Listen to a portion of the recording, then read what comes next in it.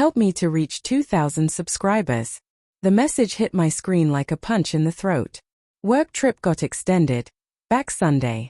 Love you. My chest tightened as I stared at those words, my thumb frozen above the glass.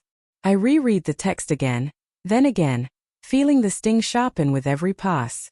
Work trip. Extended. Sunday. Love you. My breath trembled. A dull ringing pressed behind my ears. I whispered to myself, trying to stay calm, trying to believe her, because believing her had always been easier than doubting her. But today, it tasted bitter. I swallowed, forcing the bile of suspicion down, and typed back slowly. That's funny. The new company you interviewed with told me they don't send employees on weekend trips. I didn't hit send yet. My thumb hovered. My pulse thudded like a warning drumbeat in my neck. I stared at her message again, the digital imprint of a lie that shouldn't exist between us. It felt wrong, like stepping barefoot on shattered glass. Painful, shocking, impossible to ignore. I locked my phone instead, as if avoiding the truth might make it stop breathing. The living room felt too quiet. The faint hum of the fridge, the soft ticking of the clock, the city noise drifting through the window all felt unreal. Like I wasn't here. Like this wasn't my life. Like I hadn't just felt something inside me tear. I leaned back on the couch and dragged a hand down my face. I told myself I was overthinking. That her sudden distance these last few weeks was just stress. That the way she guarded her phone lately was innocent. That her new clothes, new perfume, late nights, and secret smiles were just career-driven excitement. I lied to myself the way she might be lying to me. Sometimes love isn't blind. Sometimes love just closes its eyes because it cannot bear to watch itself fall apart. My phone buzzed in my hand. So sorry, babe. Busy meeting. Talk soon. 3 exclamation marks. Too cheerful. Too casual. Too smooth. It felt like someone pressing on a bruise, pretending they didn't know it hurt. My throat tightened. Something cold and heavy pooled in my stomach. I typed again, slower this time, fingers trembling. Which hotel are you at? I'll send flowers. I hit send before fear could stop me. A minute passed. Then 2. My heart pounded so hard it felt like the room was moving. My eyes burned. The couch fabric felt rough under my palms. I waited. And waited. 5 minutes. 8. 10. Her reply finally came. Don't waste money. I'll be back before you know it. Miss you. No hotel name. No question answered. Just soft dismissal wrapped in affection. My eyes stung as I let the phone drop to my lap. I pressed the heels of my hands into my eyes. For a moment, I felt like a child trying not to cry. I loved her. God, I loved her to the point of breaking. But love should not feel like drowning. I stood up, pacing, my thoughts jagged and frantic. Maybe I should call her. Maybe I should trust her. Maybe I should just wait until she gets home, smile, pretend nothing felt wrong, pretend I didn't feel forgotten, pretend my heart didn't beat like prey sensing a predator, pretend ignorance is safety. But something inside me shifted. A quiet, shaky resolve pushing against the fog of denial. Trust should not need to be forced. And lies do not slip into a marriage without reason. I grabbed my keys and jacket with stiff fingers. My mind moved through a haze of fear and determination, pain and clarity blurring together. If she was telling the truth, I would apologize. Beg forgiveness for doubting her. Cry into her arms and laugh about my insecurity. But if she wasn't, my breath hitched. I didn't know what I would do. I didn't know who I would be without us. I didn't know how to breathe in a world where she chose someone else. Outside, the evening air hit my face, cold and sharp. The streetlights painted long shadows across the pavement. Cars passed, laughter from a nearby cafe carried across the sidewalk, and life felt painfully normal around me. I walked fast, my pulse still racing. The world smelled like rain and exhaust and loneliness. I didn't know where I was going at first. But then my feet knew. Her office building. I wasn't going to confront her. Not yet. I just needed to see. To know. To stop drowning in suspicion and silence. My phone buzzed again. I hesitated before pulling it out. Love you. Going to sleep early. Big day tomorrow. Sleep early. At 7:30 in the evening. I exhaled shakily. My chest felt tight, like someone was slowly tightening a belt around it. I whispered to the night, voice cracking, "Why are you lying?" Traffic lights blinked ahead. People crossed streets, holding hands, talking, living without breaking. My world felt like it was held together with trembling fingers. I reached her building and stood on the opposite sidewalk, breathing hard. The glass tower reflected city lights like glittering stars. She wasn't inside. Not if she was on a trip. Unless she never left town. Unless everything was a script she rehearsed so well I believed it. My hand tightened around my phone. I typed one more message. "I hope you're safe. I'm near your office. Want to video call before you sleep?" I stared at the screen, waiting, fear burning like acid. 3 dots appeared. Stopped. Appeared again. Stopped. My chest tightened so hard I almost bent double. Finally, her message came. "Can't. Too tired. Please trust me." No smile emoji. No warmth. Just a plea that sounded like fear disguised as affection. I didn't move. Didn't breathe. The truth wasn't here yet. But it was coming. I could feel its footsteps. The night air felt heavier, almost electric. Like a storm was building, silent and dark and ready to break everything I thought I knew. I whispered to myself, barely audible, "I'm not sure I trust you anymore." My hands shook. My heart felt bruised. My steps felt unsteady as I turned toward home, knowing tomorrow would change everything. Knowing I was walking into the final chapter of the life I thought we shared. I barely slept that night. Every time I closed my eyes, my mind replayed her messages, dissecting every word, every missing detail, every excuse that suddenly felt too polished to be spontaneous. My chest buzzed with anxiety, each breath tight and shallow. By morning, my pillow was damp.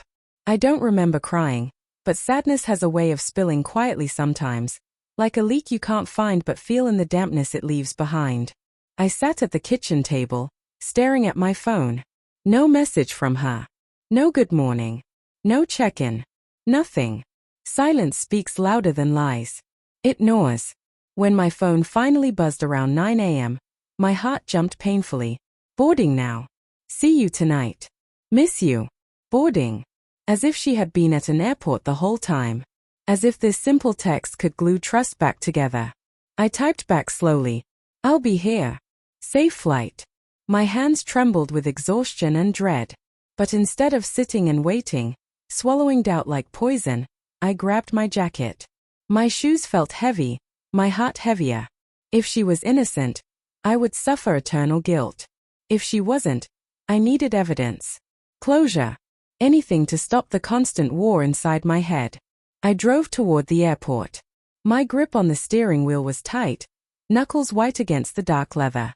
The city buzzed around me, unaware of the quiet devastation filling my chest.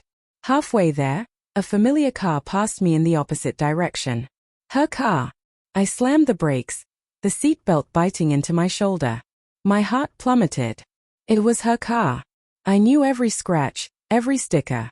I would never confuse it. And she wasn't alone.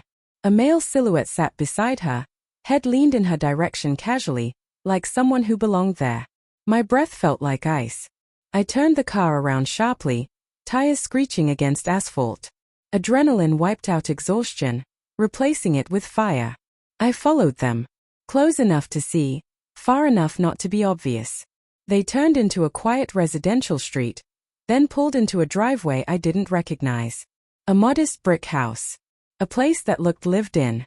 Comfortable. Hidden. They parked. I watched from half a block down, hands shaking so violently I could barely rest them on my lap.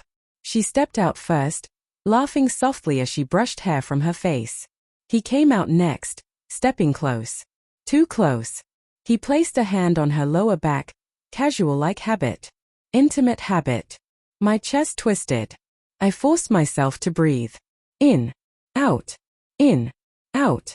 Each breath tasted metallic, painful. They walked toward the house together. Not rushed. Not cautious. Comfortable. She wasn't boarding a plane.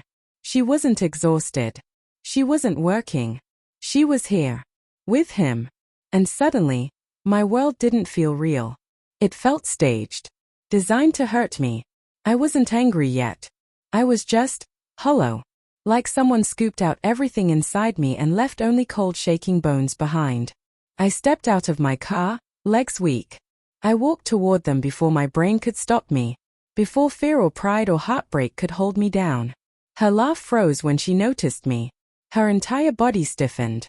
The man beside her tensed too. Her eyes widened, panic blooming across her face like a crack racing across glass. I whispered, voice barely steady, sleep early, right? Her lips parted. I can explain. My stomach twisted painfully. Then explain. She took a small step forward, hands trembling. It's not what it looks like. A bitter, broken laugh scraped out of me. Tell me what it looks like then. Because to me, it looks like my wife has been lying to my face. Tears filled her eyes instantly. Guilt dripped from her expression like sweat. She wasn't caught off guard. She wasn't confused. She was exposed. The man stepped forward slightly, defensive. Maybe we should take this inside. I turned a cold stare toward him. I wasn't talking to you. He froze. My gaze returned to her. My voice felt like glass in my throat. How long? She looked down, breath shaking. 3 months. Each word landed like a blade. I felt them physically. 3 months of stolen moments. 3 months of hidden affection.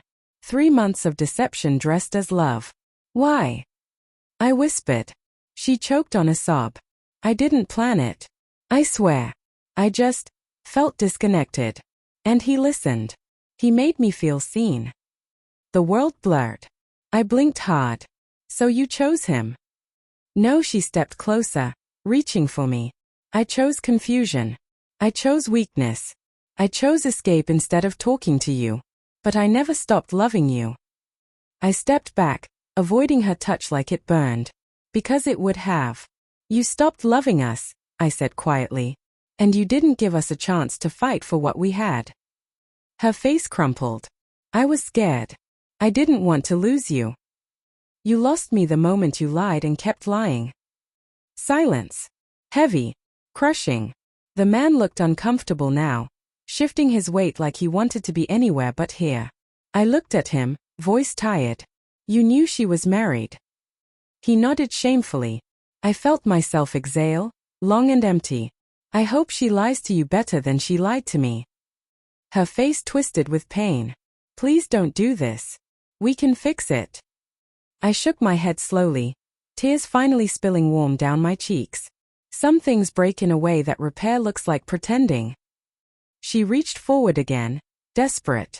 Let me come home. Let's talk tonight. Please. I looked at her, really looked at her. The woman I loved. The woman I built a life with. The woman who shattered it quietly, piece by piece, believing I wouldn't feel the cracks until it was too late. You already went home, I whispered. You just didn't choose mine. Her face fell, sobs shaking her.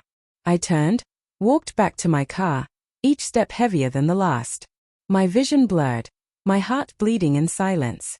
Before I got in, I looked back once, voice breaking. I hope he was worth watching us fall apart. Then I drove away, leaving behind the ghost of the life I thought was mine. Sometimes betrayal does not scream.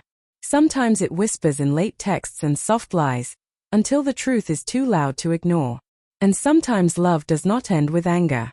Sometimes it ends with letting go because holding on hurts more than heartbreak.